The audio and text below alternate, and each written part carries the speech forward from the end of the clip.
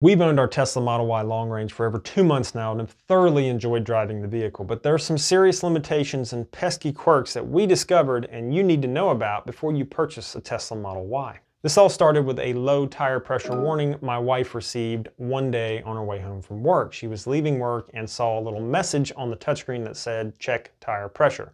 Now it was cold outside, so she figured the tires were just a little bit low and needed a little bit of air.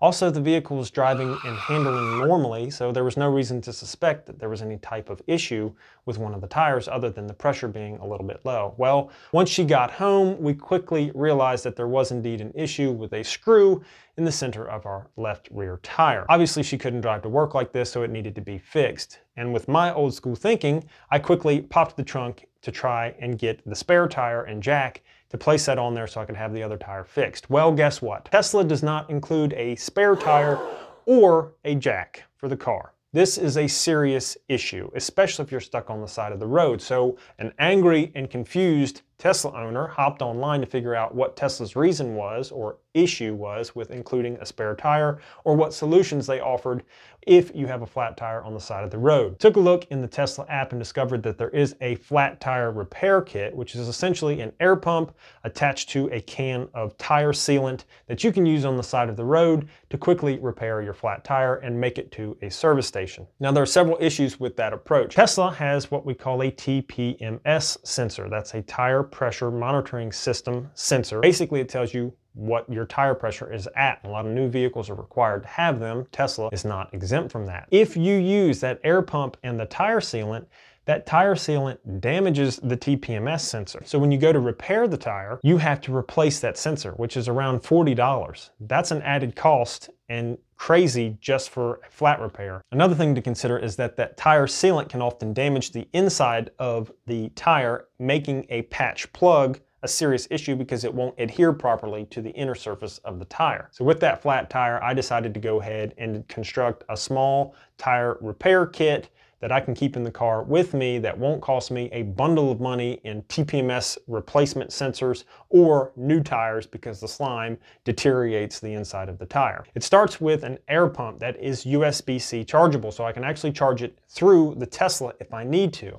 You set the pump up, set the desired pressure for the tire, and you can air it up. It also includes a tire repair kit for about $7. Now, this is a temporary plug kit, just something that will get you off the side of the road and to the nearest service station to have it properly repaired with a patch plug from the inside of the tire. And lastly, it includes a pair of pliers to be able to remove the obstruction if it's a nail or a screw or a piece of wood or whatever is stuck in your tire. You can get it out with that set of pliers and then go about patching it and then airing it up so you can get off the side of the road. Now, I know some of you are probably screaming, well, wait a minute, what about roadside service? It's free with the car. You get it under warranty. Why would you not utilize this? And yes, roadside service is one of the main reasons I felt so comfortable purchasing the Tesla, even out here in the middle of nowhere. But there are some serious limitations to that. A major one is if you live out in the country and you don't have cellular service, it's really hard to contact roadside service through the Tesla mobile app, because it won't open. So roadside service, if you can get a hold of them, basically has two options for flat repairs. Number one is called a loaner wheel. A loaner wheel is basically as it sounds. They pop off your impacted wheel, put on a loaner wheel so you can drive to the nearest service station and have your tire repaired. They don't mention really how you'll get that loaner wheel back to them though. I guess you have to mail it maybe? Sounds expensive. The second option is that they're gonna give you a tow to the nearest service station. Now,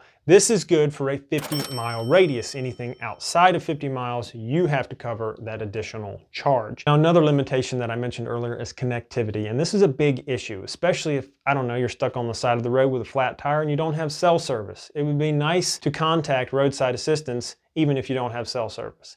But that's not an option in the Model 3 and the Model Y because there's no satellite receiver / transmitter built into the car. Not even a choice that you can make if you special order the Model Y or the Model 3. You actually have to upgrade to the Model X and Model S to get that capability and have that satellite receiver built into the car. Now, this is especially frustrating for us rural residents who can't benefit from roadside assistance if we don't have cell service. That's not really good thinking on Tesla's part.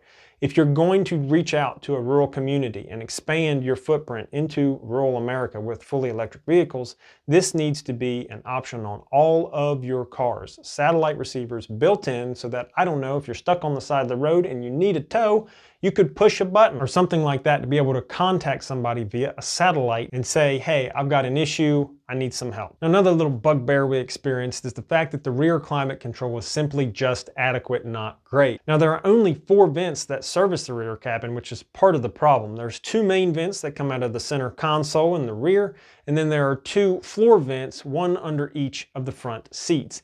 Again, this is just adequate enough to cool down or heat up the back of the cabin, but it's not great. There's also no controls back there. So if somebody's sitting in the back and they want the temperature changed or the fan speed reduced or increased, they've got to bug the driver to make that happen. This is a serious missed opportunity for Tesla, who should have included some sort of control function in the back of the car. Now, I have seen that the new Model 3 Highland Edition, which was recently released in China, not available in the US yet, has a digital touchscreen in the back that does exactly that. It controls the vents and the temperature.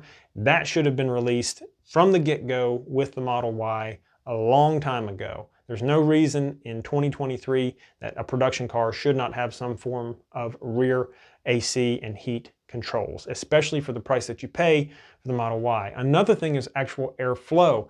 If you want additional airflow out of the back, you've got to turn the fan speeds up higher than 6 or 7 to actually get some serious flow out of the back vents. Anything under 6 doesn't feel like it's blowing that strong, and often what I've experienced is that the passengers in the front tend to get chilled out while the passengers in the back are actually just comfortable. So there's a big imbalance there that needs to be fixed. I would love to see the addition of some overhead vents. I think that would totally change the comfort in the rear of the cabin, along with the climate control ability in the rear of the cabin would be fantastic, especially for the price that you pay for a Model Y. And some ventilated seats in the front would be the cherry on top. Now, don't get me wrong, we love our Tesla. The savings are crazy. The driving experience is amazing. And these limitations and pesky quirks, they are annoying, but with a little preparation, the pros far outweigh the cons. Please be sure to like this video if you find value from this content. Subscribe if you haven't already. Thank you so much for watching, and I'll see you in the next one.